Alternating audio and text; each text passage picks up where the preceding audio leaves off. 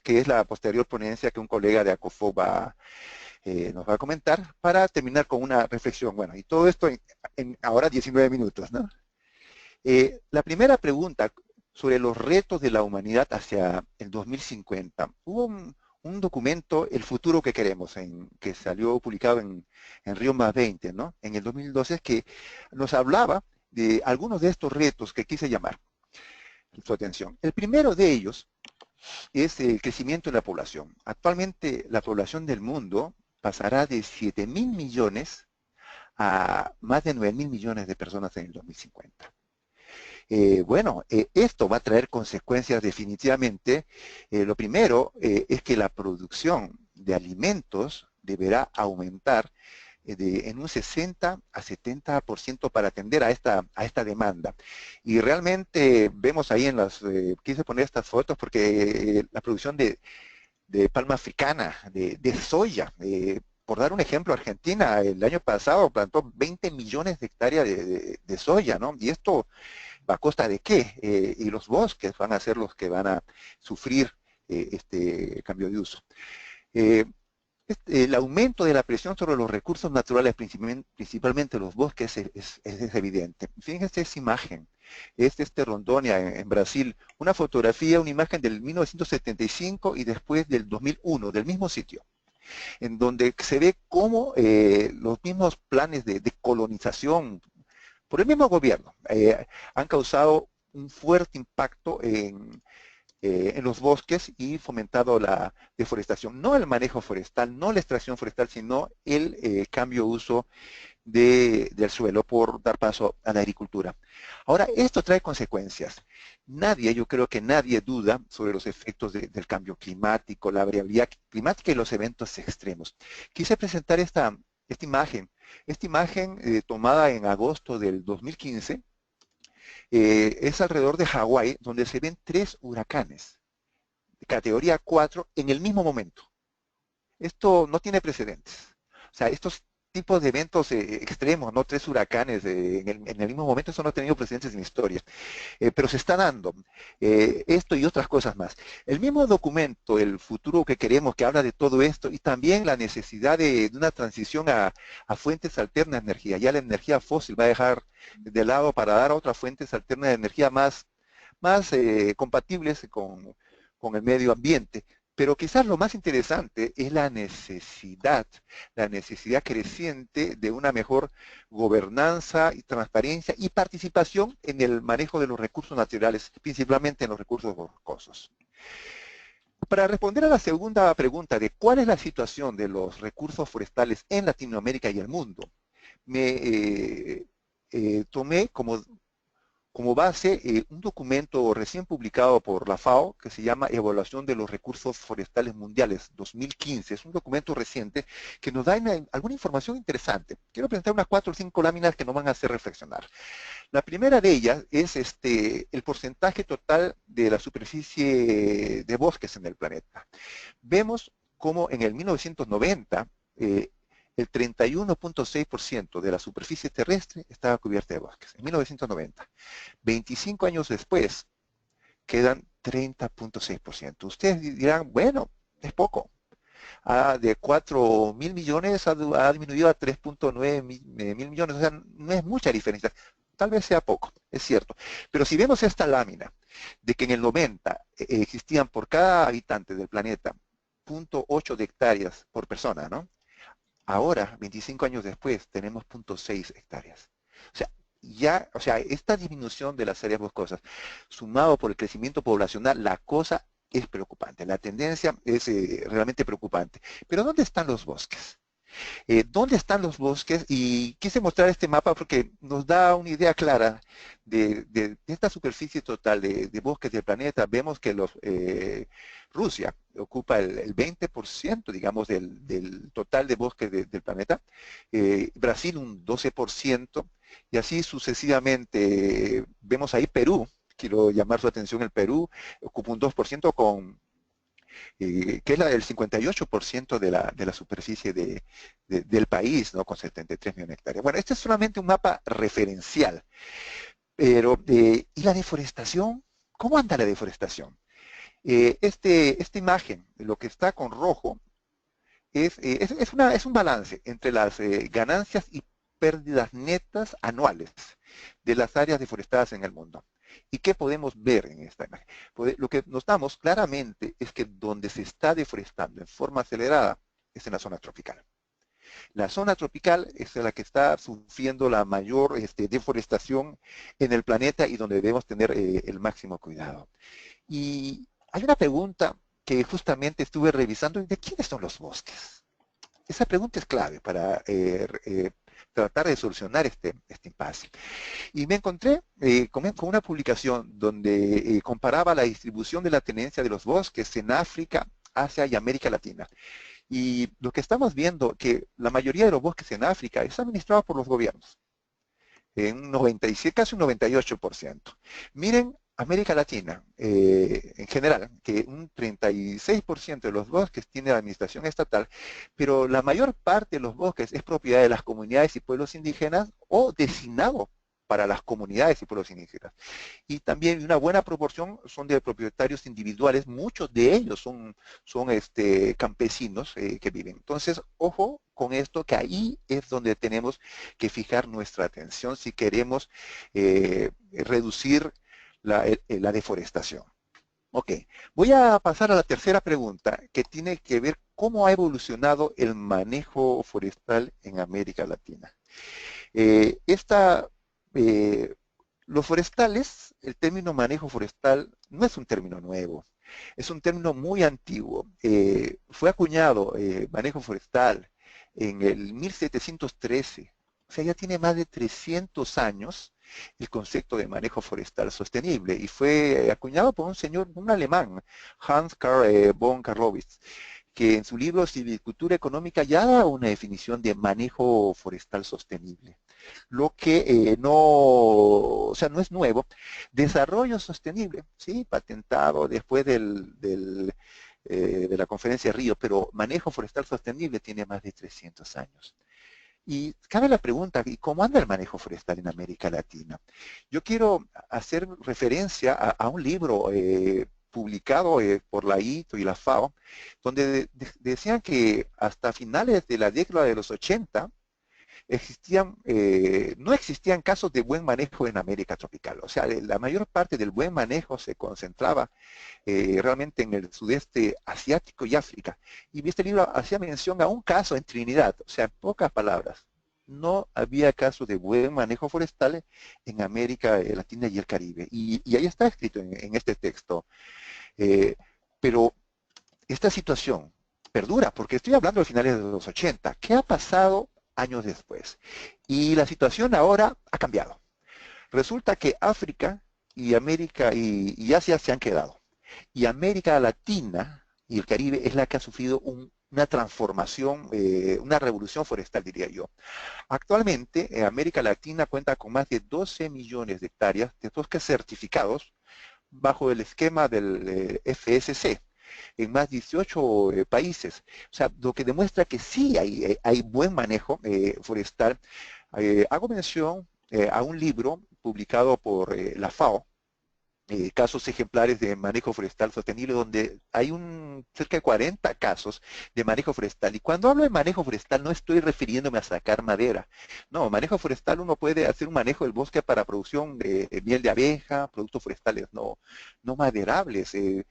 Y también madera, ¿por qué no? Es un manejo integral de recursos. El manejo forestal ha evolucionado en el tiempo a los bienes y servicios del bosque.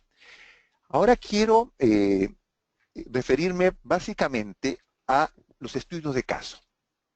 Quiero referirme, pero es una pincelada nada más, a los estudios de caso de México, Honduras, Panamá, República Dominicana y Guatemala. Y lo quiero mencionar solamente con una lámina cada uno para ver un poquito cómo andan estos países, ¿no?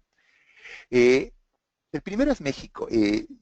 México realmente es líder en forestería comunitaria. No hay país en Latinoamérica que supere a México en forestería comunitaria. Y esto tiene toda una historia que viene desde la Revolución Mexicana en 1910. Y propiedades, tiene los ejidos, la propiedad del bosque, y realmente hay sitios donde hay un excelente manejo. la claridad en la tenencia de la tierra es fundamental para un manejo forestal sostenible. La fortaleza de México está en la organización a través de los ejidos comunitarios. Y voy a referirme a un estudio de caso que me tocó conocer hace un par de años, que es el caso de Ixtlán de Juárez, allá en Oaxaca. Lo que vi fue extraordinario. Era un bosque en manos de unas comunidades indígenas, un bosque de Pinus pátula, bosque natural, ¿eh? Donde la misma comunidad tenía una empresa de extracción que hacía todas las actividades extractivas para madera. Otro grupo se dedicaba al aserrío, que era una empresa independiente. Se dedicaba al aserrío, se les pagaba y hacían el aserrío. Tenían una fábrica de muebles, pero unos muebles increíbles para exportación, todo certificado por FSC. Habían invertido en una gasolinera, tenían un fideicomiso para apoyo a proyectos, están metidos también en la parte de turismo. O sea, una cosa impresionante. Y eran comunidades con comunidades con buena asesoría técnica y habían llegado a un nivel muy alto en el manejo forestal sostenible. O sea, que sí se puede, este es un ejemplo que sí se puede. El otro caso que voy a referirme es en Honduras. Honduras tiene básicamente dos tipos de bosques. Tiene bosques de conífera, o sea, pinares, pero también tiene bosques latifoliados. La administración de los recursos forestales está a cargo del ICF, del Instituto de Conservación Forestal. Este año Honduras ha sufrido las inclemencias del cambio climático y ha tenido un ataque impresionante de un gorgojo que ha afectado a la mayor parte de los pinares. El 60% de los pinares han sido afectados en Honduras. Esto es terrible. Pero bueno, el Estado de Honduras decidió compartir la administración, o sea, dar los bosques a las comunidades, empujar el manejo forestal en contratos de 40 años. Porque notaron de que en algunos bosques que estaban en asignación a las comunidades se reducía drásticamente la deforestación. Y este es el caso que quiero comentar, el caso de la cooperativa Copen, que donde el proyecto regional de cambio climático estaba apoyando ahí el manejo forestal. Eso está ubicado en la Mosquitia. En esta cooperativa una porción de bosque fue entregada a las comunidades. Ellos están haciendo un aprovechamiento sostenible de caoba. Ven la fotografía, están sacando caoba con motosierra con marco, sacándolo con mulas, estación por río, llega a un reaserradero y esta madera al final es exportada a Estados Unidos a una empresa que se llama Taylor a un precio interesante, $18 por pie. O sea, pero están en un precio impresionante porque la misma responsabilidad social corporativa de esta empresa ha dicho, no, están conservando el bosque y yo estoy dispuesto a pagarle por un producto de calidad que lo están haciendo. Todo esto es comunitario con una buena asistencia técnica. Otro estudio de caso que quería hacer referencia es el caso de Panamá. Panamá tiene un sector forestal, pero muy, muy incipiente. Quiero decir que recientemente, este año, se ha creado la Dirección Forestal. Anteriormente era el Departamento Forestal que estaba dentro de la Dirección de Cuencas. O sea, la Dirección Forestal es algo nuevo y no hay una cultura forestal realmente en Panamá. La mayor parte de los bosques en Panamá están en manos de comunidades indígenas. Sobre todo allá en el Darién. Hay intentos de ONGs y de proyectos de apoyar el manejo forestal comunitario como estrategia de conservación y desarrollo, pero quiero decir que no existe una cultura de manejo, de manejo comercial, digamos, de los bosques, ¿no? Realmente falta en Panamá empoderar, hay que invertir mucho en esto para que lograr que las comunidades realmente vivan, le saquen provecho económico al bosque. Sí viven del bosque, pero de otra forma, ¿no? Y la idea es cómo lograr elevar y para reducir el avance de la deforestación. El problema en Panamá es que hay una exagerada tramitología que desincentiva y encarece el manejo forestal. Yo he visto casos de comunidades que hay 2 años casi 3, para que le aprueben un plan de manejo y las exigencias son impresionantes. Una cantidad de estudios impresionantes que limitan y desincentivan cualquier acción al manejo forestal. Hay solo una unidad de manejo certificada, pero con apoyo externo. Realmente, como les repito, Panamá tiene un alto potencial, hay que invertir mucho ahí, mucho tiempo, esfuerzo, para lograr dar el paso hacia la forestería comunitaria. El otro caso es el de República Dominicana. Yo quiero referirme a la Asociación de Productores Agroforestales de Zambrana Cahuey, en Cotuí, allá en República Dominicana. Ahí el estudio de caso es muy interesante. No tiene que ver con manejo de bosques naturales. Es un caso de reforestación. Eh, eh, Antes, hasta tiempo atrás, la deforestación se ha dado porque la gente tenía que deforestar para tener los títulos de propiedad de los suelos. Y fue como después, en 1967, se dio veda forestal, una veda por 30 años. Entonces, la gente no quería que regenerara el bosque porque una vez que se regenerara el bosque no podías cortarlo. Entonces, esta veda causó muchos estragos. Pero hubo un grupo en Zambrana Cahuey que a través de sistemas agroforestales introdujeron una especie exótica de nombre Acacia mangium, con un crecimiento impresionante. Esa fotografía que ven ustedes a la mano derecha, hay un señor ahí que señalando que ese árbol tiene 10 años de plantado, Acacia mangium. El señor se llama Pedro Ferreira, es un campesino de la comunidad. Bueno, cuando ellos plantaron y todo el país estaba desabastecido de madera, se dieron cuenta de la necesidad que tenían de madera, y fue que gracias a esta comunidad salieron los famosos certificados de plantación con derecho a corte. O sea, esta comunidad logró trascender y tener incidencia política. Ahora hay 4 empresas autogestionables. Cambió totalmente la estructura del paisaje. Este es un caso de manejo forestal sostenible documentado en este libro de FAO de casos ejemplares de manejo forestal. El último caso, ya para acabar, es el caso de Guatemala, pero yo no me voy a profundizar en Guatemala porque el próximo colega, el que va a dar la presentación, se va a referir solamente a este caso, pero sí quiero hacerles la introducción a este caso. El Consejo Nacional de Áreas Protegidas, o sea, CONAP, concesionó los bosques en la zona de uso múltiple allá en la reserva de la biosfera maya, que es la parte de arriba de este mapa. Esta es la reserva de la biosfera maya con 2.100.000 hectáreas. Y esta parte de acá que estoy señalando es la parte de la zona de uso múltiple que el Estado decidió concesionar a comunidades y también a 2 industrias privadas, para el manejo de productos maderables y no maderables. No son concesiones madereras, son concesiones de manejo integral de productos maderables y no maderables, y también turismo, todo en uno. Se llaman concesiones forestales porque la palabra forestal no es solamente madera, eso quiero dejarlo claro. Los bosques, los resultados, y ahora lo va a profundizar en esto mi colega que viene a continuación, Julio, el resultado es que los bosques concesionados están mejor conservados que los parques aledaños. Realmente se ha logrado detener la deforestación, pero lo más importante, esto se dio justo al fin de la guerra. Cuando se pensaba que los bosques iban a ser invadidos, las mismas comunidades lograron frenar el cambio de uso. Y realmente con con estas 500 y tantas mil hectáreas es el proyecto de forestería comunitaria más grande del mundo. No, ya la cooperación internacional salió. Esto recibió un apoyo inicial de USAID, muy fuerte, pero ya ellos a través de la Asociación de Comunidades Forestales están continuando. La Asociación de Comunidades Forestales lidera el proceso, realmente son conservacionistas que viven del bosque. Y se ha creado realmente una cultura forestal. Es impresionante, y ahora voy a dejar a mi colega que hable de este asunto, que es la próxima ponencia.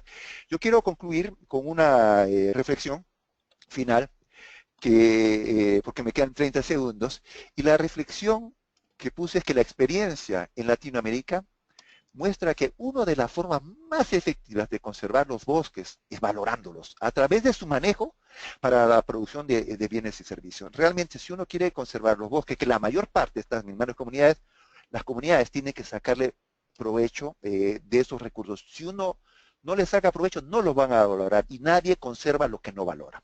Básicamente esto es lo que quería, y quedo abierto después de la presentación de Julio para todas las preguntas que quieran hacerme. Muchas gracias. Excelente, muchísimas gracias, Fernando. Dijiste que iba a ser toda una proeza y lo fue, pero nos diste un montón de información muy importante en 20 minutos, ¿verdad? Así que muchas gracias.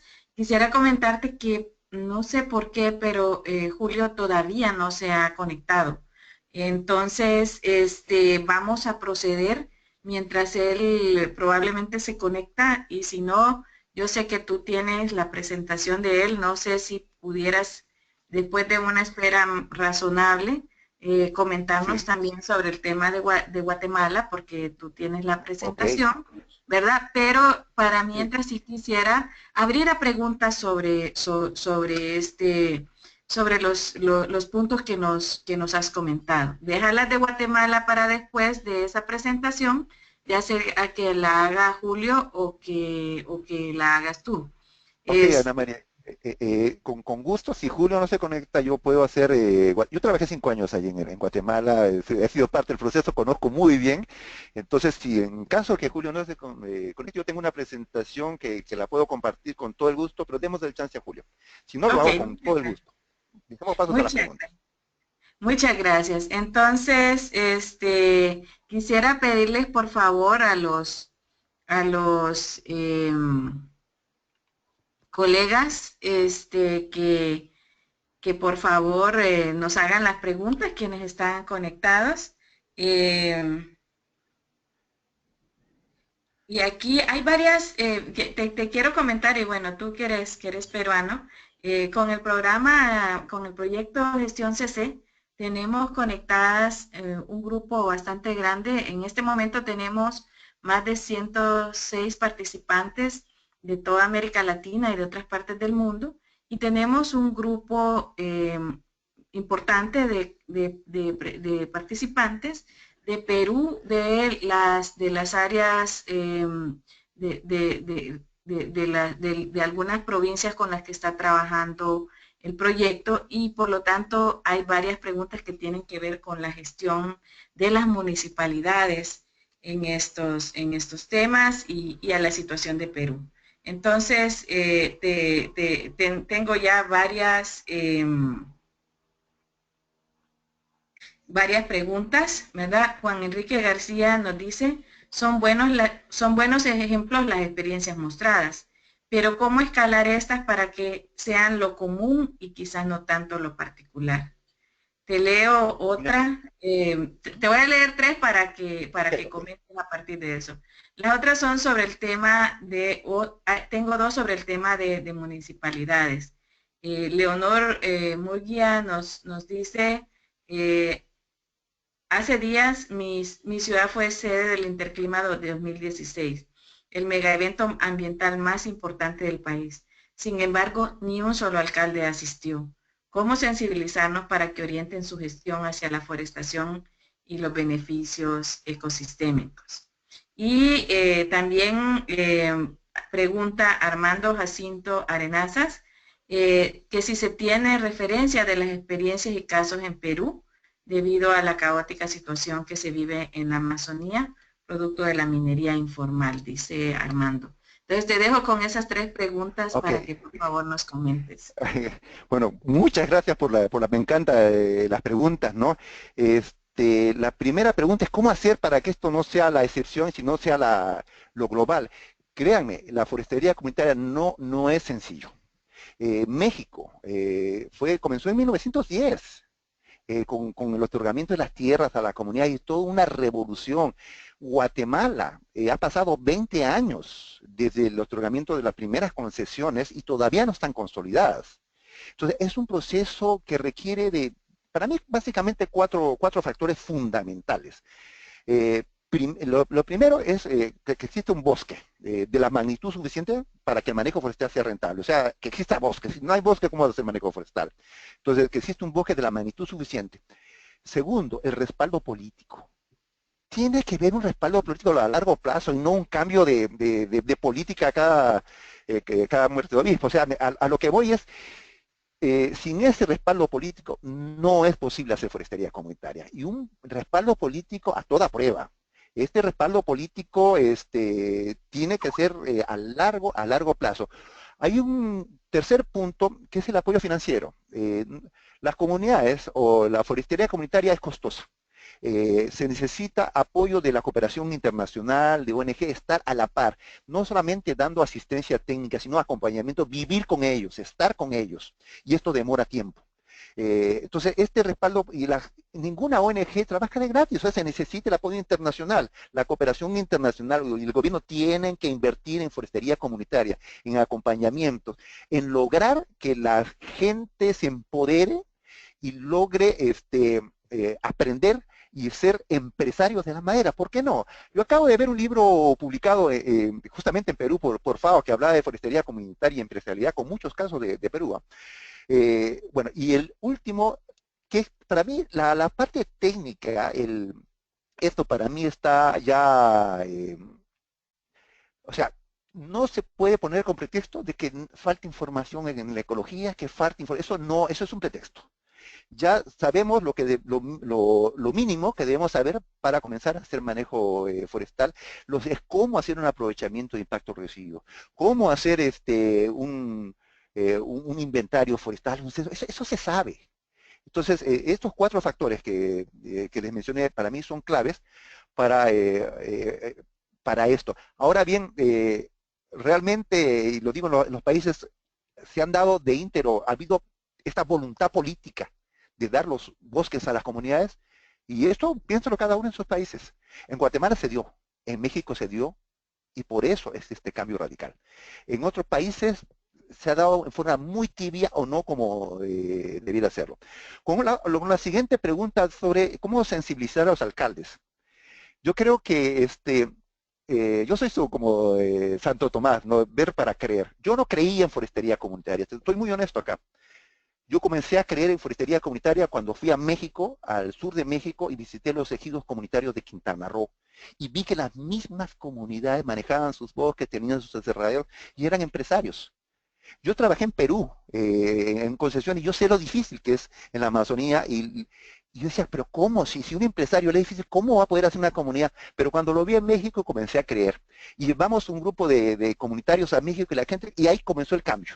Entonces yo creo que lo mismo debemos hacer con los alcaldes, llevar a los sitios donde hay buen manejo, ya sea en México, en Islán de Suárez, el ejemplo que les acabo de mencionar, o las concesiones comunitarias en el Petén, son buenos ejemplos para que la gente comience a creer. Pero ojo, tiene que ver el recurso forestal en abundante. Y la tercera pregunta se refiere, en el caso de Perú, en la situación caótica de la minería. Conozco muy poco, conozco Perú, pero con muy poco del caso de la minería. Sé que en Madre de Dios hay problemas muy serios con la minería de oro y ese tipo de cosas, ¿no? Pero yo creo que, sé que también hay organizaciones que están apoyando el manejo forestal. Yo creo que en Perú sí es posible hacer manejo forestal comunitario. No sé, les quedo mal con esto de minería porque no es mi tema, pero creo que sí es posible elevar el manejo forestal comunitario, como lo están haciendo en Brasil, por ejemplo. En Brasil, en zonas amazónicas, hay casos exitosos también de manejo forestal. Está en este libro que le mencioné de casos ejemplares de manejo forestal comunitario. Entonces, sí, sí se puede. Creo que las cosas están dadas. Hay que creer. Nadie va a empujar algo si no cree. Y la mejor forma de creer es visitando sitios para uno convencerse de esta situación. Yo con esto respondería a estas 3 preguntas puntuales. Muchísimas gracias, excelente Fernando. Tengo unos comentarios sobre Guatemala que te voy a dejar de último ya como paso, Okay. si te toca hacer la presentación, ¿verdad? Pero bueno, hay varias preguntas de Perú, ¿verdad? Igual de conflicto, por ejemplo, en Tamchillacu, en Loreto, como en la región de Uyacali, viendo conflictos con respecto a cultivos de palma africana y cacao, de nuevo en la minería, y bueno, ya te referiste a eso y a qué se requeriría, ¿verdad? Creo que para el proyecto de gestión CC tal vez esa buena recomendación sería lo que tú dices de la visita de los tomadores de decisión a donde se puede ver que sí se puede, ¿verdad? Entonces, creo que es una recomendación importante de tu parte. Y aquí te voy a hacer otro set de preguntas. Okay. Hay una que dice que no es una pregunta, sino que un reconocimiento público a Fernando Carrera. Él es responsable de que muchos latinoamericanos hayan continuado su profesionalización en el tema de manejo forestal, especialmente en los posgrados y maestrías de CATIA, así que te felicito por ese reconocimiento y gracias a William Arreaga por el comentario. Tengo también un comentario de Jesús Cotrina Barrueda que dice, ¿cómo hacer si el mismo Estado va en contra de lo que predica?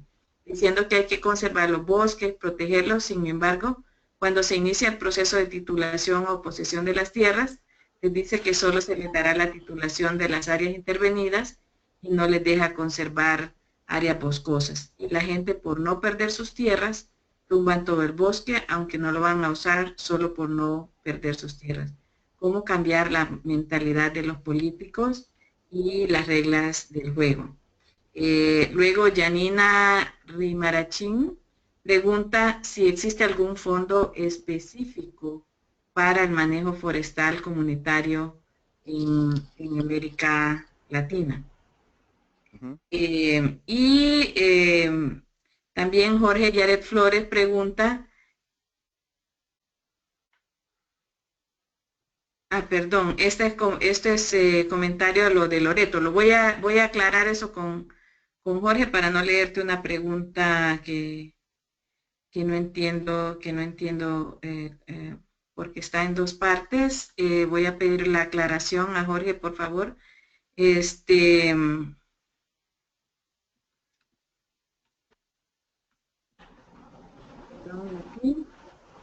luego, en la pregunta anterior te preguntaba sobre los gobiernos municipales. Y luego hay una pregunta también de Teresa del Escuro de Perú. ¿Cuál es el rol de los gobiernos regionales? Es otro nivel de gobierno. Entonces te dejo con esas preguntas y te hago después otro batch de preguntas. Bueno, y te comento, voy a tratar... ya está Julio conectado, así que muchas gracias. Julio, muchas gracias, me alegra que ya esté conectado. Vamos a terminar unos minutitos con las preguntas iniciales a Fernando y después pasamos a su presentación. Gracias. Voy a ser muy breve para darle la oportunidad a Julio. Tengo tres preguntas que anoté. Primero, con respecto a esto de cómo hacer la titulación. Los políticos exigen que deforesten para darle título de propiedad. Esto ocurre en casi todos los países. Es una vergüenza. Mientras por un lado se habla de incentivos para reducir emisiones por deforestación, algunos ministerios, otros ministerios hablan de la deforestación para tener el derecho a la posesión. Yo creo que ahí deben sentarse o sea, el problema está es que el foro tiene que ser multisectorial.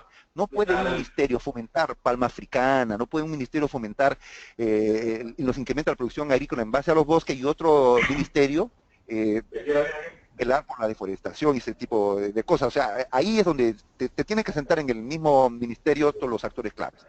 La segunda pregunta, si hay un fondo específico para el manejo forestal en América Latina.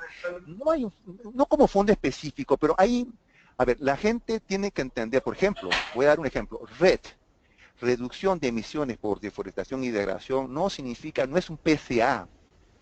Por ejemplo, ¿cómo se llama? En Guatemala están creando un proyecto que se va a referir mi colega, el Guatecarbón, que es un proyecto pero los fondos de este proyecto los van a invertir en fomentar el manejo forestal sostenible, que es una alternativa, y a eso queremos llegar como conclusión a esto. Pero claro, hay cooperación internacional que está dispuesta a invertir en forestería comunitaria.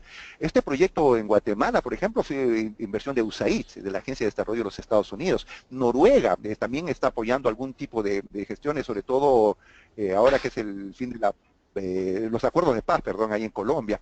O sea, hay que tocar puerta de la cooperación internacional, pero hay que también, el Estado tiene que invertir. Y respecto a la pregunta de los gobiernos regionales, yo creo que en algunos países como el Perú se están dando un gran paso a la descentralización. Hay otros países que no están descentralizados.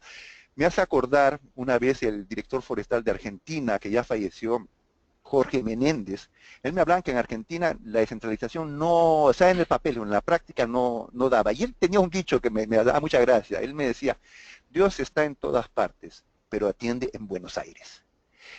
Ojo con esto. no vaya a ser que en algunos países, grandes países, la cosa no sea una descentralización de papel. Hay que darle el poder real a las regiones para que tomen decisiones y para que se metan en el manejo forestal comunitario. Yo creo que con esto acabo con las preguntas. No quiero quitarle más tiempo al colega Julio, que me encanta el caso de él, y quizás voy a ayudarle a complementar las preguntas de Julio cuando tenga la serie de preguntas, porque trabajé 5 años en la zona y me encanta este proceso. Así que doy paso a Julio para que haga la presentación. ¿Ok? Ok. Bueno, muchas gracias. Disculpas por Julio, el pequeño inconveniente. ¿Sí? Julio, bienvenido. Voy a pasarle el control de la pantalla para que usted pueda compartir su presentación. Perfecto. Ahorita le va a aparecer ahí un botón para que usted, exacto, muy bien. Les quería decir a quienes tienen preguntas que generalmente en los webinars dejamos las preguntas para el final, así que las que no pude leer al inicio, pues tenemos después de la presentación de Julio, había varias sobre Guatemala que probablemente se puedan aclarar. Había también un par de comentarios sobre, Fernando, si podemos ser tan optimistas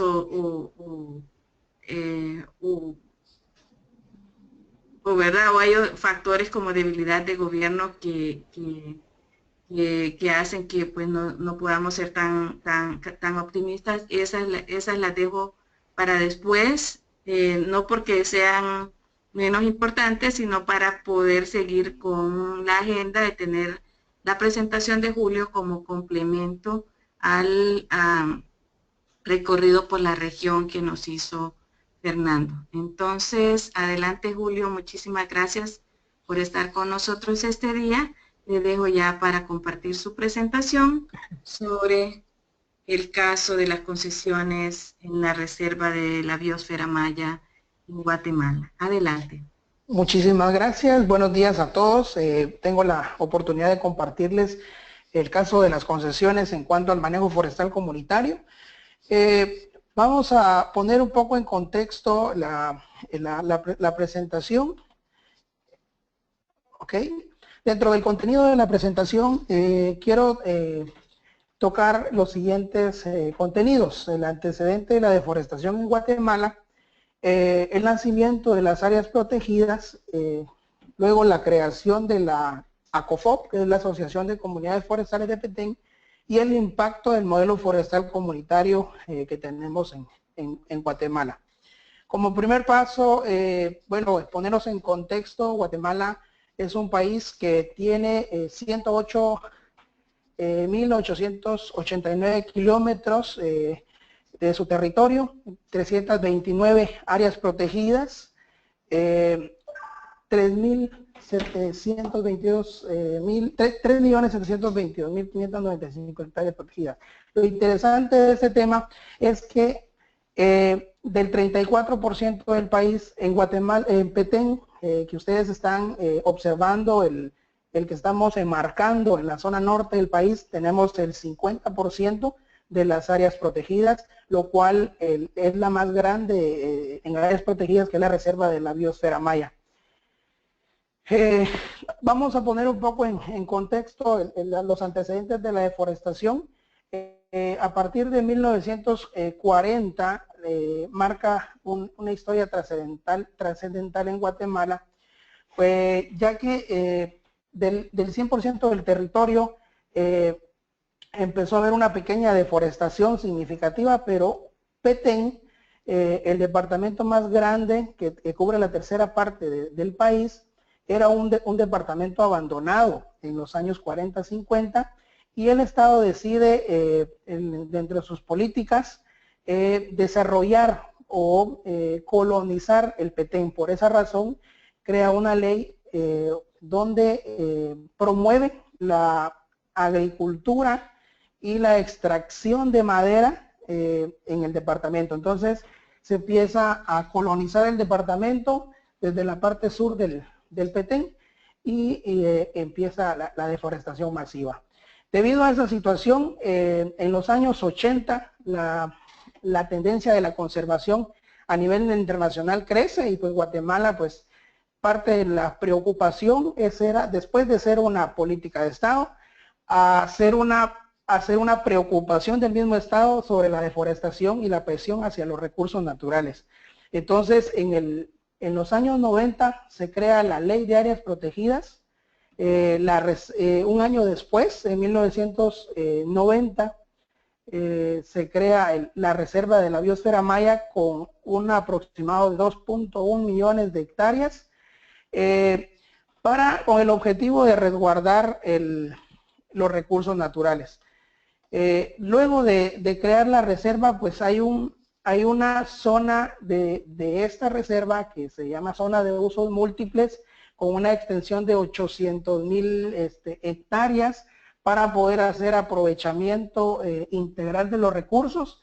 De esa forma empieza la sociedad civil a organizarse, los comunitarios a poder acceder a este recurso. Tuvieron que negociar con el Estado las que hoy en día son las concesiones forestales. Tuvieron que negociarse con los empresarios que también tenían intereses por optar esta área. En ese sentido, del 90 al 95 empiezan a organizarse y nace la Asociación de Comunidades Forestales de Petén, que aglutinaba en su momento 23 organizaciones de base para poder acceder a los recursos naturales. Claro está de que por el tema del conflicto armado interno fue una problemática la organización. Sin embargo, se tuvo el liderazgo de los comunitarios para poder hacer ese tipo de negociaciones y se concluyó con la negociación en la firma de los acuerdos de paz en 1996, donde se firma y dentro de los acuerdos se establece dar en manos de comunitarios cierta área del territorio para hacer manejo de los recursos. De esa manera, en el 97 se da las primeras concesiones en manos de las comunidades. Luego, para que tengan la idea cómo se distribuyó, estamos comparando de manera del territorio en la parte norte del departamento. Fueron asignadas aproximadamente 600,000 hectáreas en manos comunitarias. Entonces, de esa manera empieza las comunidades a hacer manejo de los recursos y una de las condiciones claves que el Estado, a través del apoyo internacional, fue condicionar a las comunidades para certificarse con el FSC para poder hacer el manejo de los recursos de manera integral y responsable.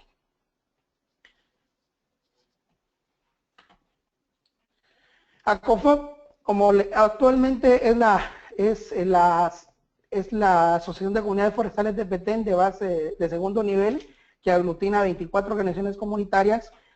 El rol de ACOFOP es acompañar el modelo de los recursos comunitarios, del manejo de los recursos a nivel comunitario, mantener la conectividad entre las organizaciones comunitarias y la representación social e incidencia política. Es uno de los roles principales de la asociación que representa estas 24 comunidades. Un dato muy importante es dar a conocer el manejo sostenible de bajo impacto que tiene las comunidades comunitarias, de Petén. Es que tenemos un ciclo de corta de 30 a 40 años, aprovechamos de 1.5 a 3 árboles por hectárea, que más o menos es 3 metros cúbicos de volumen promedio por hectárea. Si hacemos la división de esos 3 metros cúbicos durante los 40 años, podemos imaginarnos cuánto estamos extrayendo por cada ciclo de corta. Adicional a eso, dejamos obviamente los diámetros mínimos de corta y del resto que están arriba del diámetro mínimo de corta, el censo comercial que se hace el 100% del área donde se va a aprovechar, el 30% de esos árboles a extraer los dejamos como semilleros para la regeneración natural. Tenemos un constante monitoreo y evaluación tanto por las concesiones a nivel interno, aparte del CONAP, que es el ente que regula el aprovechamiento, y tenemos 15 años ya de estar certificados por el FSC, que aseguran el buen manejo sostenible. Dentro de la diversificación de las actividades, tenemos los productos no maderables, que son claves en este modelo, donde la gente le ha dado más valor al bosque a través de los beneficios económicos que han obtenido a través del manejo del chate, que es una palma, de la resina del chicozapote para el chicle, el tema del turismo y otros servicios no maderables que se obtienen del bosque a través de la diversificación. La participación de la mujer en este modelo ha sido indispensable, ya que ha llevado también el beneficio al hogar a través de la diversificación del bosque.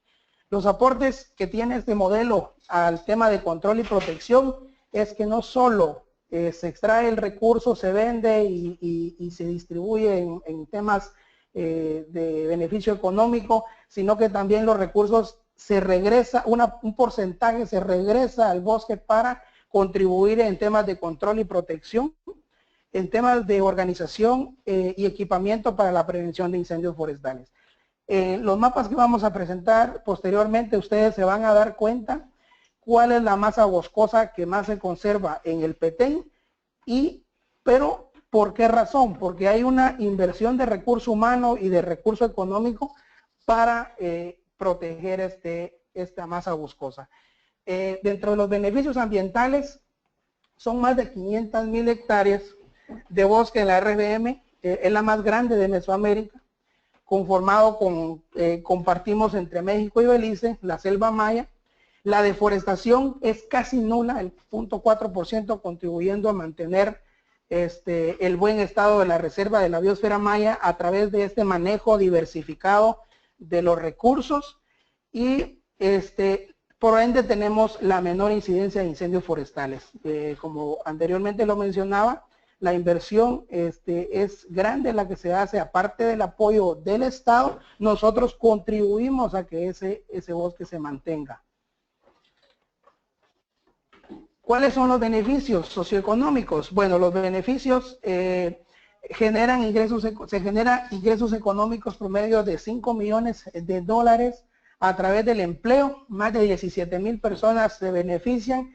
Algo muy importante es que los salarios están por encima del salario mínimo establecido por el Estado y se generan obviamente los derechos, tanto derechos como obligaciones que tienen las concesiones en pagar los impuestos al Estado por el manejo del recurso, por el contrato de concesión que se tiene, porque es un mecanismo que el Estado dio a ellos para manejar el recurso. Se invierte en obras de infraestructura social, desarrollo de capacidades, el involucramiento de la mujer, contribuye a la educación, becas útiles, etcétera, y sobre todo lo que este modelo ha permitido es la integración familiar. Ya la gente no está pensando en migrar para obtener mejores condiciones de vida, sino que en las comunidades ya hay esa diversidad de oportunidades para trabajar. Este mapa habla por sí solo. Este mapa es el mapa histórico desde 1974 a la fecha y ustedes pueden observar dónde es que el bosque se ha resguardado o se ha mantenido a lo largo de los años.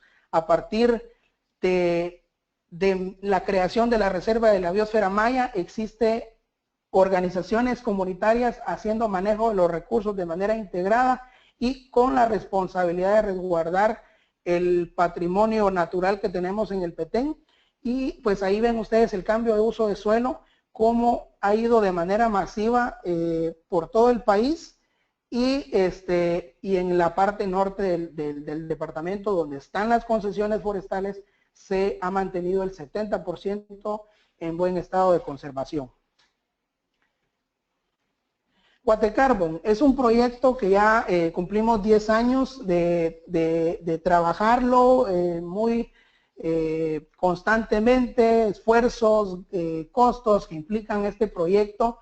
La idea de este proyecto es vender bonos de carbono, obviamente contribuir al mundo para seguir capturando dióxido de carbono, y el objetivo de este proyecto es que la venta con los mercados voluntarios, que eso es lo que tenemos más cercano, es ese dinero reinvertirlo en la gobernabilidad de la Reserva de la Biosfera Maya, ya que existen muchas amenazas que tenemos constantemente para otros intereses que se tienen hacia la reserva. Entonces, este proyecto lo que viene es a fortalecer la gobernabilidad y buscar otras alternativas productivas para seguir conservando el bosque.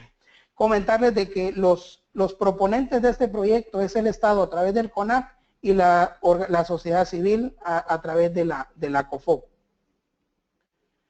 Conclusión: después de 20 años del manejo forestal comunitario en la Reserva de la Biosfera Maya, se ha demostrado que somos compatibles con la conservación de los recursos forestales, contribuyendo a la reducción de emisiones de deforestación y degradación, y sobre todo a la mejora de la calidad de vida de las comunidades.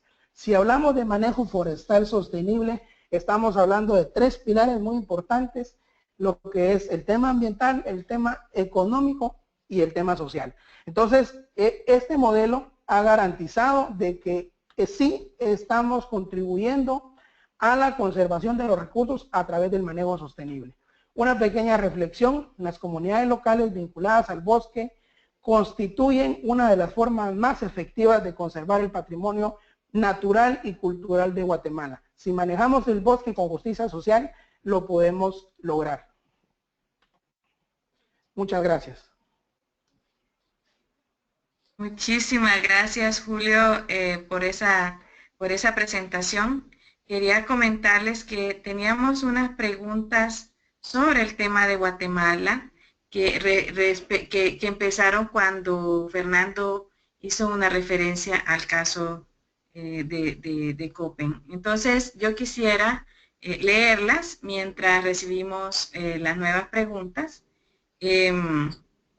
Beatriz Torres nos preguntaba, y eso porque Fernando hizo una referencia a que los parques aledaños están menos conservados que esta zona de la concesión para el manejo comunitario. Y entonces preguntaba si tú te referías, Fernando, y también Julio puede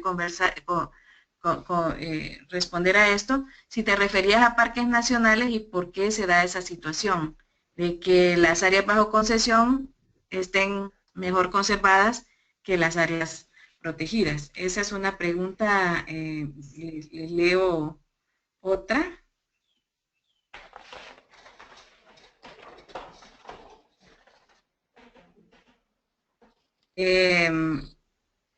La hace Juan Carlos Flores de Zamorano, y dice: si bien el caso de Köppen es una experiencia muy motivadora y exitosa, lamentablemente no es la norma en el país. En la biosfera misma tenemos varios grupos que no son tan exitosos.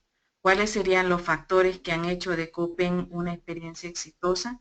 ¿Cuánta incidencia ha tenido el acompañamiento técnico para ese éxito? Entonces, dejo primero tal vez a Julio a responder esas dos preguntas y luego Fernando complementar.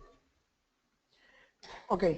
En el caso de los parques, cuando fue creada la Reserva de la Biosfera Maya, el único parque que estaba declarado en ese entonces era el Parque Nacional Tikal, como patrimonio cultural de la nación, y se crean otros parques. Sin embargo, en el caso de los parques, solo estaban en manos del Estado para ser manejados.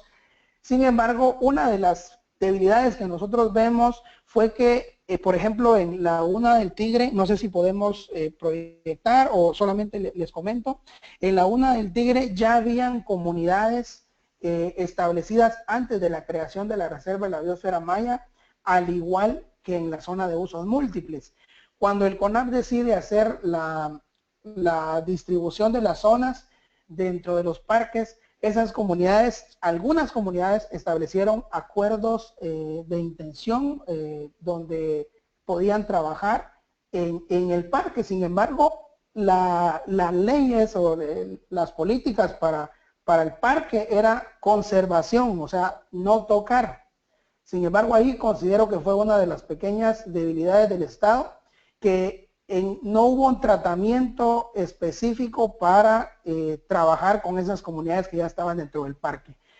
Lo otro es que el tema de la capacidad humana y financiera del Estado para poder gobernar en esos parques, estamos hablando específicamente de Sierra Lacandón y Laguna del Tigre, es lo que vino a debilitar, porque hubo mucha presencia de gente de dinero, hablemos de ganaderos, del tema del narcotráfico, que al ver esa debilidad en cuanto a que no había alguien o que si había alguien no tenía los recursos económicos y humanos para la gobernabilidad, empezaron a venderse tierras y a empezar la deforestación masiva en el área y el conflicto del narcotráfico. Entonces, ahora la situación es compleja porque la población ha crecido, los problemas han crecido y el Estado no tiene la capacidad para establecer una estrategia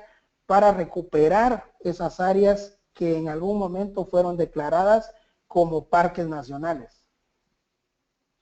En el caso de las concesiones, se dieron por un contrato de concesión de 25 años, donde el contrato establece cuáles son los derechos y las responsabilidades del grupo comunitario en manejar en ese polígono, en esa concesión, los recursos. Por esa razón mencionábamos cuáles son los beneficios y las inversiones que las concesiones hacen para resguardar esta masa boscosa. Yo quiero complementar, si me permites, Ana María, Adelante. a la respuesta de Julio. Julio mencionaba, decía que el 70% de la RM está conservado, pero justo es el 70% que está en manos de las comunidades. O sea, el 30% de los parques es lo que está descuidado. Pero la situación la respuesta es muy simple. Las comunidades viven de los bosques, les sacan provecho, obtienen recursos, conservan lo que valoran. En los parques está prohibido todo. Y como está prohibido todo y el Estado no tiene la capacidad de frenar el avance, porque acuerdos de paz y todo lo demás, realmente es zona de nadie. Entonces, nadie conserva, los incendios son provocados en los parques. En la reserva, en las áreas de concesiones no hay incendios, hay cero incendios, pero por una razón. Si se les incendia el bosque, se les quema el bosque, que pierden las comunidades. En cambio, en un parque que se queme, a las comunidades dicen mejor, dejarán de ser parques y podré utilizar, ¿me entiendes? O sea, hay un problema de beneficios, por eso hablaba de que hay que involucrar a las comunidades en el manejo, ya sea de los parques o de las concesiones. Mientras no involucres a la comunidad va a ser muy difícil que se conserve. Y las áreas mejor conservadas en Guatemala están justamente en la Reserva Biosfera Maya, en las que están cedidas en concesiones. Pero no quiero ser tampoco, hay un parque que está bien manejado, o por lo menos es Tikal. Tikal es que es diferente a Laguna del Tigre y Sierra de Lacandón, que sí hay mucho descuido, donde está totalmente invadido y con mucho incendio. Pero en el caso de Tikal, que sí es una fuente de ingreso fuerte para el Estado, es un parque bien manejado. No todos los parques están mal manejados. Ese es también Quiero responder a la otra pregunta, porque ya había dos preguntas, y en el caso de Copén había una pregunta. Copén no es la norma, claro que no es la norma. Copén es la excepción, es la muestra de que sí se puede. A pesar, yo hablaba con la gente de la cooperativa Copén en Honduras, y ellos estaban muy desilusionados al poco apoyo que han recibido por parte del Estado, de que un POA les demora para ser aprobado, no tienen el apoyo. Y alrededor de Copén es una isla, todos están cambiando, entonces hay invasión de palma africana, hay gente que va de foresta y se queda con terrenos, eh, pero con gente armada. Y en Copén, que están respetando la ley, les ponen todo el peso de la ley para retardarles todos los permisos y desincentivan el manejo. La pregunta es, ¿cómo hacer? Caramba, hay que apoyar la forestería comunitaria, pero el Estado tiene que ser partícipe de eso. No podemos dejar que a las comunidades solas, que como le digo, lo que pasa es que mucha gente no cree en esto y le pone todas las trabas. Créeme, para hacer plantaciones de palma africana, viene el extensionista con el banco al costado y le dice, yo te presto plata para hacer. Y forestería comunitaria, 2 años para aprobar un permiso. Si realmente ha tenido éxito, eso ha sido porque ha sido acompañado de algunas organizaciones. Quiero reconocer aquí el trabajo de la Fundación Madera Verde, por dar un ejemplo, y otras ONG locales que han tenido el apoyo, se han dado de lleno, creen en el manejo forestal comunitario y están apoyando. Y el Estado ha sido muy tímido, pero estos son ejemplos, son lunares de que sí se puede. Al principio nadie creía en la forestería comunitaria en la Reserva Biosfera Maya. Yo me acuerdo en el año 95, 96 que estuve ahí, decían, es una locura. ¿Cómo se les va a dar a la comunidad una reserva biosfera? Decían, esto es el error más grande que se pueda dar. Y ahora se ha dado cuenta que la única zona conservada son las áreas asignadas a las comunidades para el manejo forestal. O sea, sí se puede, es posible. Necesitamos un cambio, necesitamos creer. Y el Estado tiene que meterse con fuerza, pero unirse todos, empujar la carreta hacia el mismo lado. No puede ser posible que mientras unos se preocupen por conservar, yo cuando hablo de conservar me refiero a producir conservando, ¿no? Y conservar produciendo, como se dice. No me refiero a proteger estrictamente. Para eso está bien los parques, cuando no se puede tocar. Pero inclusive hasta los parques se puede dar en comanejo con comunidades que tengan beneficios. Pero en áreas donde se puede hacer manejo. O sea, es como tener una gallina y vivir de los huevos, o sea, no matar la gallina, ¿qué es lo que están haciendo las comunidades? Eso es lo que es manejo forestal comunitario. Bueno, hasta ahí es para la respuesta a las 2 preguntas, y seguimos con las preguntas. Muchas gracias. Precisamente, y cuando hablaban del 70 y el 30%, había una pregunta de Hans-Joel Krauter que dice precisamente qué significa la conservación del 70% del área en Petén, el otro 30%, cuáles son las amenazas, cuáles son las causas de cambio del uso del suelo y cómo se organizan los grupos para resistir a estas presiones, que si son presiones de adentro o de afuera. También pregunta, y esto es para ti, Fernando, María del Carré, ¿qué relación tiene la forestería comunitaria con los bosques modelo? Similitudes y diferencias. Y también tenía otra pregunta que está en inglés. Le agradezco mucho a Ricardo Cachetti, que voy a tratar de hacer una traducción libre. Él dice que está recientemente trabajando en un proyecto relacionado con el desarrollo de productos no maderables en Rondônia, en Brasil, y que la comunidad local ha sufrido una gran presión del sector privado maderero para facilitar la exploración de madera, de recursos madereros. ¿Cómo controlar? Y aquí es, ¿cómo controlar y al mismo tiempo atraer el interés privado? Entonces los dejo con esas 3 preguntas. Ustedes, no sé, Fernando, si tú quieres empezar y que complemente Julio.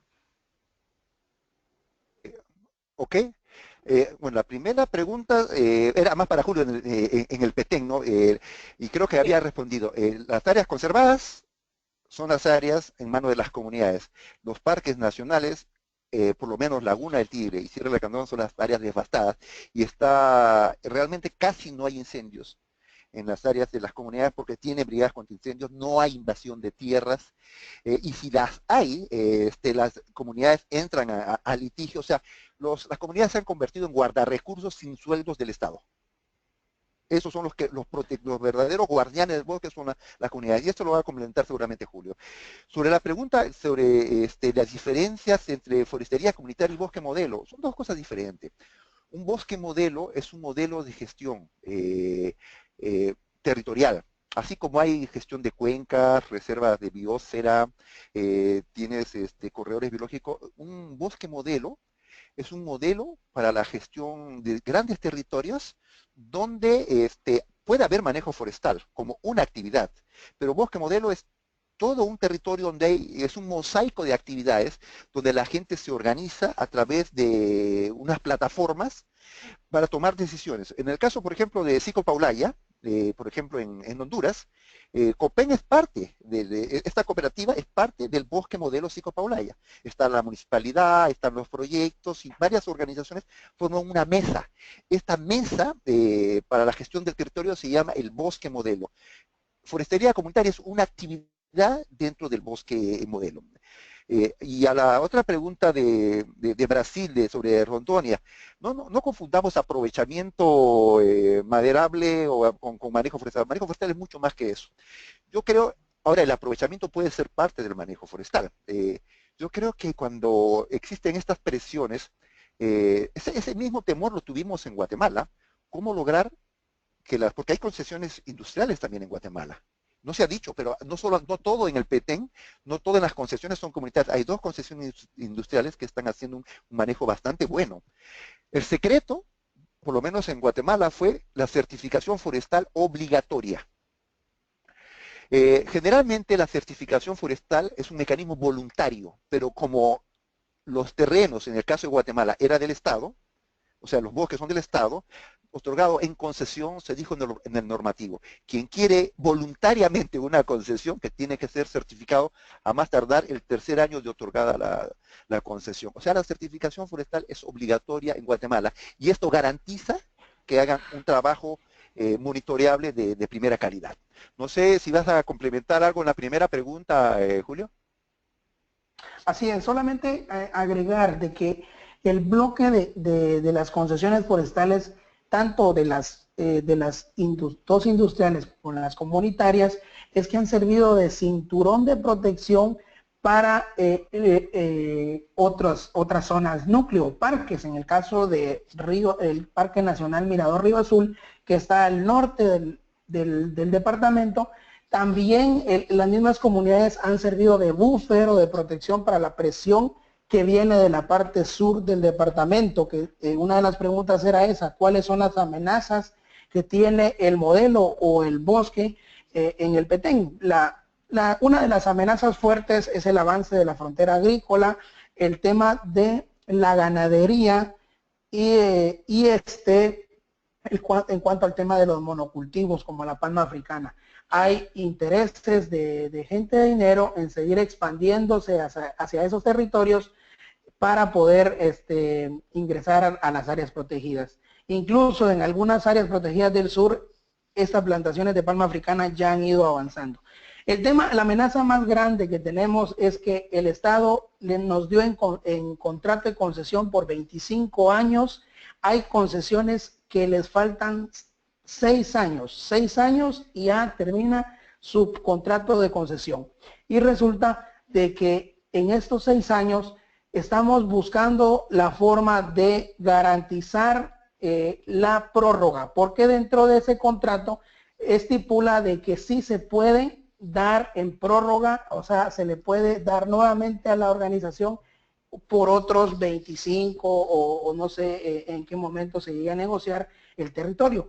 Pero resulta de que detrás de este bosque existen intereses de gente externa en desarrollar megaproyectos, no necesariamente ambientales, pueden ser desde el tema de turismo a gran escala, pero la reserva de la biosfera maya tiene un gran potencial de petróleo, que también hay intereses externos de poder, de estar esperando ese final del contrato de concesión para poder también en su momento solicitar. Entonces no sabemos cuáles son en realidad los intereses fuertes del externos que vienen hacia la reserva tenemos como los que les he mencionado.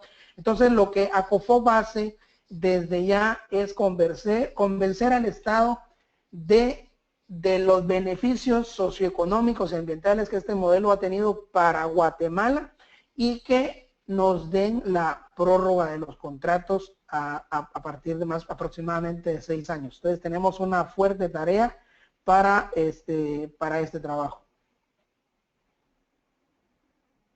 Muchísimas gracias. Voy a leer algunas preguntas y comentarios para que ambos, ya nos quedan ya unos 15 minutos y ya vamos a ir cerrando, pero todavía tenemos preguntas. Y hay una de Hans-Jörg Krauter que va dirigida, perdón si no estoy pronunciando bien el apellido, pero es para Fernando, a raíz de lo que comentaste del caso de Honduras que mencionaste. Igual que antes alguien decía, es la excepción y no la norma, ¿verdad? Dice que hablar en Honduras de que el manejo forestal frenó la deforestación es expresado de forma demasiado positivista. La verdad es que en la parte de los bosques latifoliados, especialmente en las zonas de biosfera de Río Plátano y la Mosquitia, el avance de la frontera agrícola por la instalación de cultivos de palma africana y la ganadería extensiva es muy fuerte y estas presiones económicas y sociales no han podido ser frenadas con la forestería comunitaria. Si el Estado es demasiado débil y políticos vinculados con estos procesos, es difícil hacer funcionar este noble concepto, dice. Después te dejo para que reacciones a eso, Fernando. Creo que también pues ya esta pregunta se ha respondido, pero voy a leerla de Juan Enrique García. Dice, habiendo contribuido a la mitigación del cambio climático, ¿ha traído ello beneficios, por ejemplo, en términos de financiamiento u otros? También pregunta Jesús Cotrina, para el tema de incendios forestales, ¿cómo enfrentan los gobiernos locales de América Latina estos incidentes? Dice, los bomberos voluntarios de Perú, con nuestros pocos recursos, enfrentamos estos incidentes. ¿Existe apoyo de instituciones para fortalecer equipamiento y capacidades a los bomberos, en especial de la región Ucayali? Esta es una pregunta que, bueno, creo que es más local, pero para que ustedes comenten, creo que tú lo has comentado ya sobre los incendios, Fernando, pero les dejo entonces esas preguntas y una última que dice de Andrea Vera. Dice, dos preguntas. Sierra de Lacandón es un proyecto red validado bajo BCS y CCB que también tienen manejo comunitario. ¿Por qué mencionas que Sierra de Lacandón no tiene manejo alguno o cuáles son las diferencias que ves entre ambos proyectos red? Los dejo con esas preguntas ya para la penúltima intervención, y la siguiente será la de cierre. Ok, a ver, yo empiezo y espero que Julio me continúe, ¿no? Yo noté algunas preguntas, las que capté. La primera sobre Honduras, el COPEN, completamente de acuerdo. En el caso de COPEN es la excepción, no es la regla. Y el manejo forestal ahí, que realmente hay que darle un premio a esa gente que continúa haciendo manejo con tanta adversidad, con tantos problemas, con tantas demoras, si no fuera porque hay algunos líderes ahí y algunas organizaciones que están apoyando, difícilmente hubieran continuado. Ellos son los únicos que se están quedando sin terreno porque alrededor están invadiendo todo. Entonces, sí, de acuerdo, es muy difícil hacer manejo forestal bajo esta situación política adversa, bajo palma africana que entra con todos los incentivos, inclusive de gobierno, para la deforestación, ¿ok? Y bancos, y la banca privada ahí. No entendí la segunda pregunta. Cambio climático, si han recibido apoyo, creo, financiero, esa es la pregunta, creo, ¿no? Hay una pregunta de esta. Sí, yo creo que la pregunta te la leí tal cual, pero entiendo que sí, bueno, dado que con estas acciones se contribuye a la mitigación del cambio climático si a cambio de eso ha habido beneficios financieros.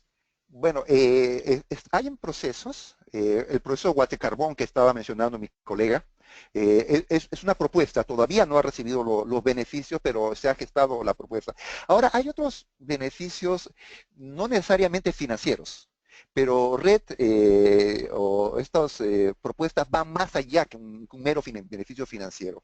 Y yo voy a referirme, por ejemplo, al Programa Regional de Cambio Climático de USAID, que en la zona de Sico Paulaya, por dar un ejemplo, está invirtiendo recursos, ha fortalecido el bosque modelo Sico Paulaya, que es lo mismo que la Mesa de Ambiente y Producción de Sico Paulaya. Entonces, está apoyando a este esquema de gobernanza local. Pero esto es financiado a través del gobierno de Estados Unidos por un proyecto RED.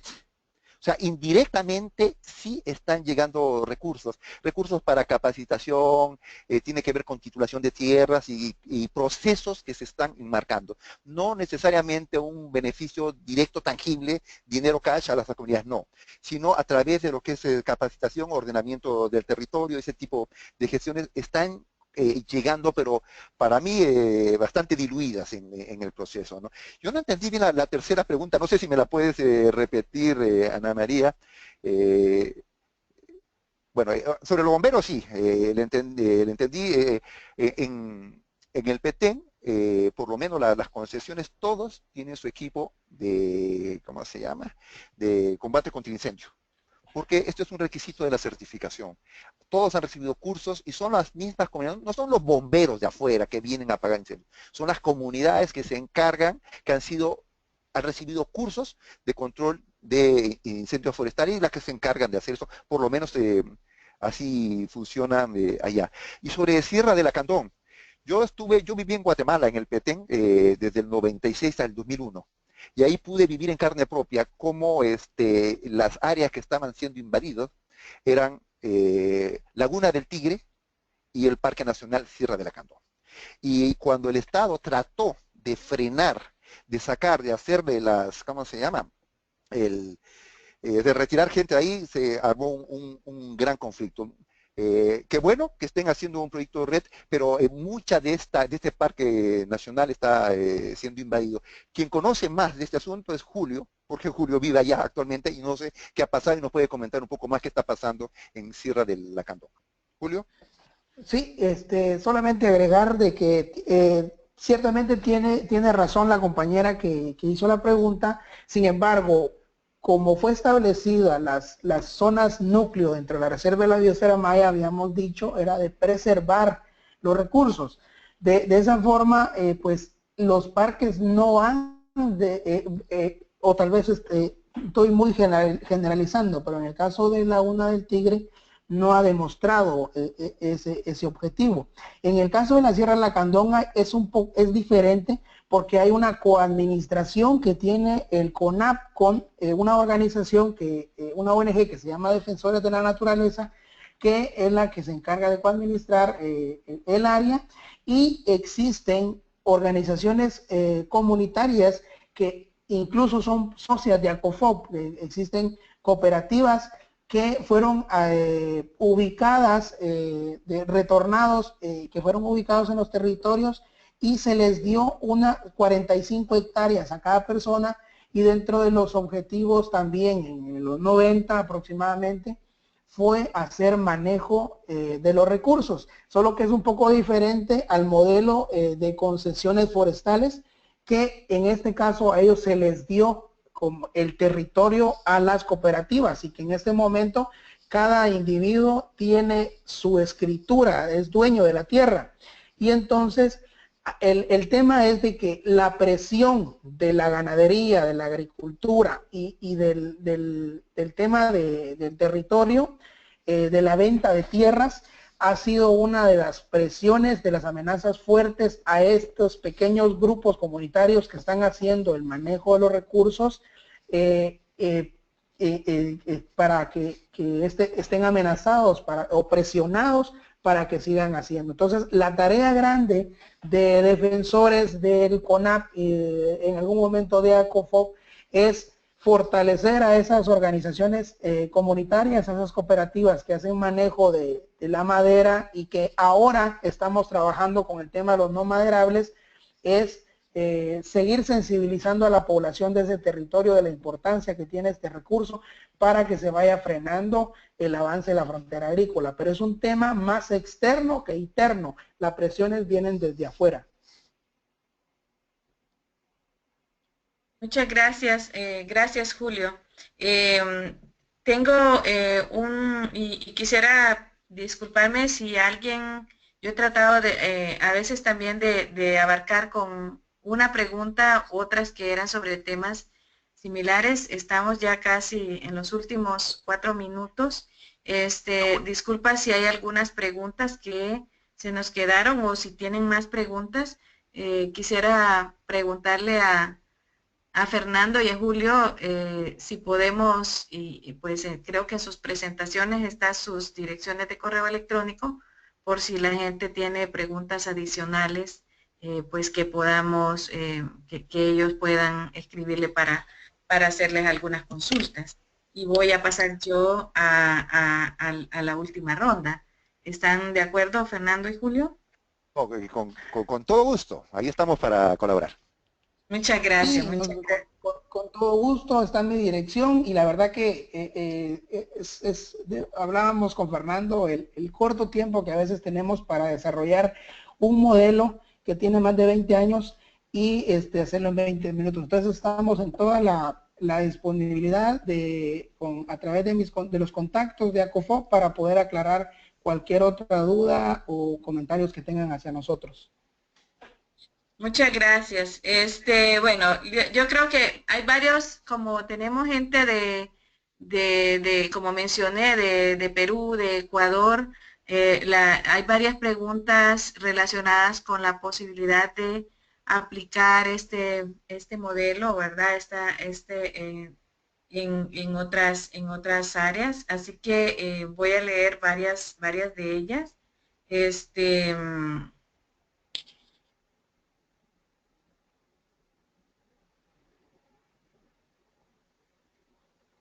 Bueno, hay una pregunta sobre el tema de los bonos de carbono. Dice, cuando optaron por los bonos de carbono, ¿quién controla esas áreas? Y si es que estas fueran invadidas, ¿qué pasaría con esa zona? Entonces, esa es una pregunta que se había quedado.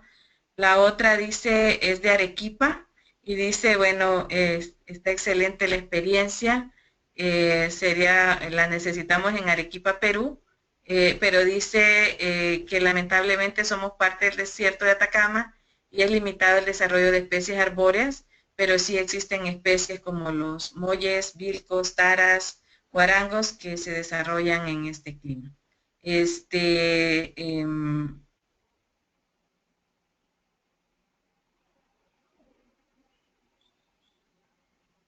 Luego dice, ¿se puede aplicar la forestería comunitaria o este modelo de gestión para restaurar bosques degradados?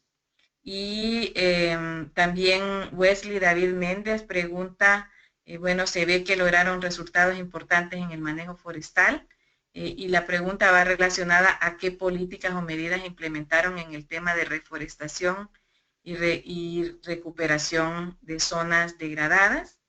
Y también había una pregunta, si es posible realizar un proceso de conservación de bosques con varios propietarios privados y con pequeñas áreas. ¿Cuáles serían los desafíos y consejos para trabajar con múltiples propietarios? Y había una pregunta también de Ecuador, si se pudiera hacer, ¿verdad? ¿Cómo hacer con grupos dice cuáles son las oportunidades para el manejo forestal en el caso de áreas boscosas de los pequeños finqueros?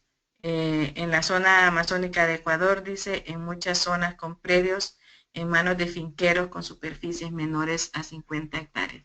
Entonces, hay una pregunta específica y la otra es, bueno, ¿cómo o es aplicable este modelo a otras situaciones? ¿O qué se puede hacer en esos casos en que, digamos, no es la comunidad, sino pequeños propietarios individuales? Adelante. Bueno, bueno, hay preguntas súper interesantes, la lengua va donde pica el diente, dicen, ¿no? Bien, Eh, bien nos da para otro webinar, Fernando, así que, pero sí, yo encantado, me encanta. Aplicar, mire, lo que hemos escuchado ahorita de Petén es un estudio de caso, y yo trato de poner otros por otro lado. Cada territorio es diferente, hay principios fundamentales, pero no es totalmente replicable. En Arequipa nunca vas a aplicar lo que se hizo en Guatemala, por ejemplo, ¿no? Pero hay hay principios fundamentales, eso de la gobernanza. O sea, tener un grupo, crear una asociación de comunidades que velen por los recursos, pero que sean legítimos, que realmente tengan un interés legítimo sobre el territorio, eso es clave. Algún grado de seguridad en la tenencia de la tierra, eso es clave. El apoyo político y financiero es clave. O sea, hay patrones que son claves para cualquier territorio, ¿no? Inclusive en el caso de República Dominicana, ahí no había bosque, estaba todo deforestado. O sea, apareció la especie clave. Y era una especie exótica, por si acaso. Es una especie, acá se llama, yo sé que la gente, uy, que si es exótica ya, cuando en el mundo casi todo es exótico. No nos preocupemos si es nativo o exótico, preocupemos porque no nos genere problemas porque sea rentable. Chile ha reforestado 2.6, 2.8 millones de hectáreas, de lo que no tenía el sector forestal de Chile, ahorita genera 6.000 millones de dólares. Pero bueno, eso es otro webinar realmente para hablar de esto. Pero lo importante es que sea rentable y que las comunidades se empoderen de esto. Ahora, la otra pregunta, ¿se puede aplicar forestería comunitaria para restaurar bosques degradados? Yo creo que sí. Yo creo que la restauración es un tema ahorita que está con fuerza. Por una razón, un tercio del planeta, eso lo vimos al principio, está cubierto de bosques. Pero antes casi todo el planeta estaba cubierto de bosques, de la superficie terrestre. Significa que hay 2/3 que o está degradado o no hay bosque. Entonces yo creo que es necesario la restauración, pero la restauración productiva. No se trata de restaurar por restauración. Si uno puede hacer restauración y al mismo tiempo puede tener beneficio por la restauración, genial. Hay mecanismos de pago por servicios ambientales o la misma restauración con especie que uno le pueda sacar provecho. O lo que se está dando, por lo menos en Costa Rica, se está ya hablando de una nueva norma de manejo de bosques secundarios. Porque hasta el momento, lo mismo que rige por un bosque primario, son las mismas normas para el bosque secundario y son dos cosas totalmente diferentes. Entonces, hay que trabajar un poquito, pero yo sí creo en la restauración productiva como mecanismo. Y claro que se puede. Ahora bien, cuando son pequeños, yo quiero mencionar un caso. ¿Qué pasa con los pequeños productores? ¿Se pueden meter en manejo forestal? Lo han hecho. Aquí en Costa Rica es el caso de Fundecor, la Fundación para la Conservación de la Cordillera Volcánica Central. Se juntaron más de 200 propietarios a través de una organización paraguas, en este caso Fundecor, y le está dando la asistencia técnica y tiene la certificación FSC inclusive. Claro que se puede juntarse propietarios, pero claro, necesita esta organización de segundo nivel, tipo ACOFOP, en este caso Fundecor, ¿no? Vamos a ver qué otras preguntas más. Eh, ¿Qué es bueno, no sé si no sé si hay alguna pregunta, se me quedó en el tintero. Voy a dejarla a Julio, a ver que, no sé si anotó alguna otra para que responda alguna pregunta, Julio. gracias.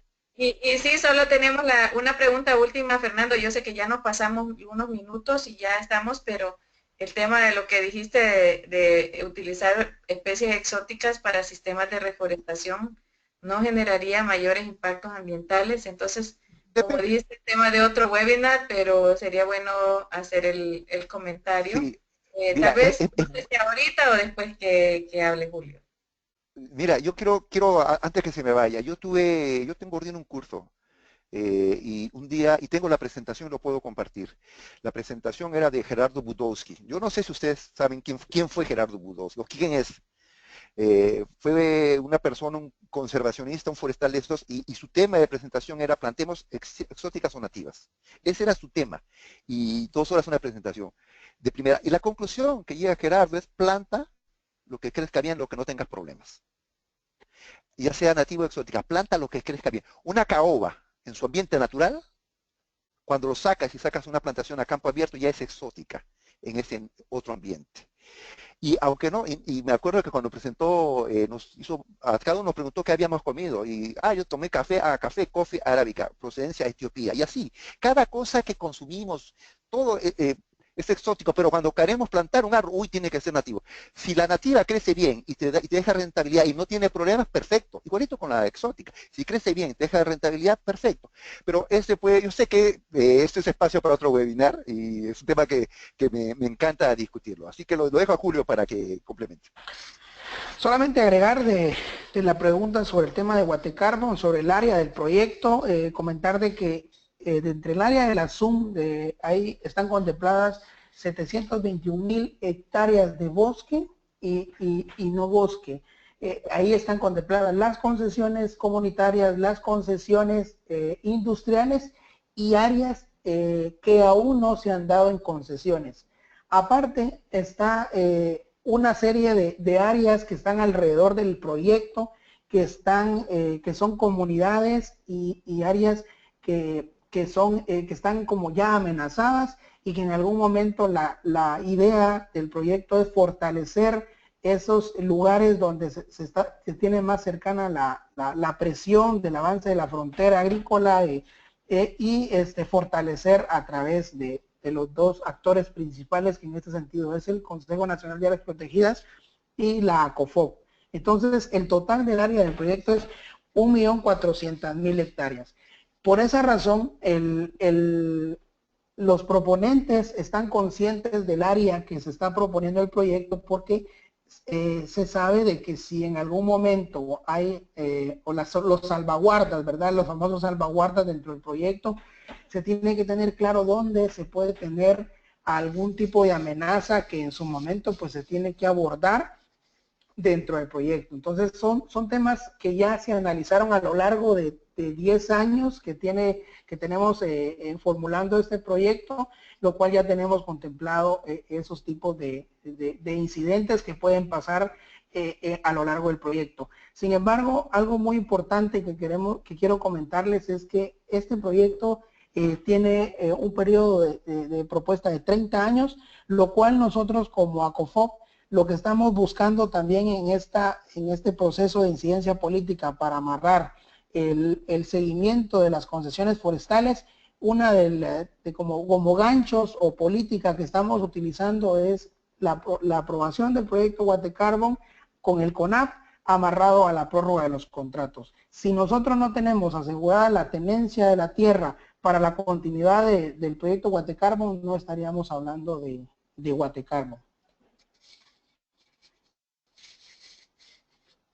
Bueno, muchísimas gracias. Gracias, Fernando y Julio, por compartir con nosotros sus conocimientos, sus experiencias y estar dispuestos también a recibir futuras preguntas y participar, ojalá, en otros eventos que podamos organizar sobre esta temática. Agradecemos a las personas que están conectadas, que han estado conectadas al webinar. Esperamos que haya sido de provecho esta inyección de conocimientos y conocer de las experiencias de otros países de la región, especialmente de Guatemala. Les agradecemos mucho, Fernando y Julio, y yo quisiera dejarles el espacio para una breve despedida a cada uno de ustedes. Un mensaje a todos los colegas que están conectados en todos los países de América y otras regiones del mundo. Bueno, yo sí quisiera más bien dar las gracias a ustedes por tener la paciencia de escucharme. Y el mensaje para mí, yo creo que hay que ser positivo con los pies en la tierra. O sea, sí, hay que creer que se puede y hay que empujar las cosas, pero con los pies en la tierra. No jugar con las comunidades. Cuando uno le propone algo a la comunidad, realmente tiene que tener los pies en la tierra, de que tiene que tener algún tipo de beneficios para ellos. Tengo una mente bastante positiva y yo creo que gran parte del futuro en Latinoamérica de la conservación de los bosques está dado por la vinculación de las comunidades al proceso por un solo motivo. Ellos son dueños casi de la mitad del recurso. Muchas Julio. gracias. Adelante, Bueno, Julio. bueno, Sí, sí. muchas gracias por el espacio. Eh, la verdad que nosotros, con la experiencia del modelo forestal comunitario, estamos convencidos que a través de obtención de beneficios económicos hacia la gente, podemos garantizar la conservación y la preservación de los bosques. En ese sentido, pues llamarles a la reflexión, si en algún momento hay personas tomadoras de decisiones a nivel de Estado, siempre tomar en sus agendas.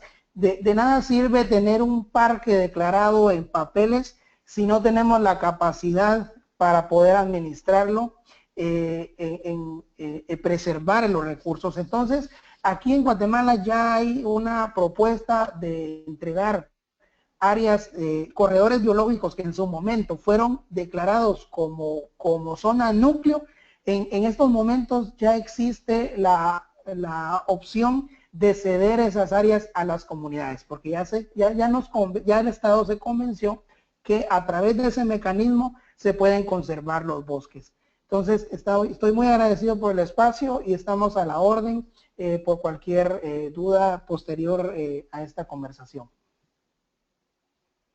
Muchísimas gracias de nuevo, Fernando, Julio, por compartir sus experiencias y también sus puntos de vista, ¿verdad? Entonces, creo que hay varias opiniones y como decía Fernando, puede ser objeto de otra discusión, por ejemplo, sobre la importancia de desarrollar los estudios antes de decidir sobre las especies, etcétera, que obviamente es parte del trabajo técnico que se debe hacer y sobre el cual podemos profundizar si Fernando y Julio lo tienen a bien en un evento más adelante. Así que A la orden. ustedes nos han proporcionado muchos elementos para discusiones dentro de nuestros países también y organizaciones en la búsqueda de modelos que nos permitan desarrollarnos en una forma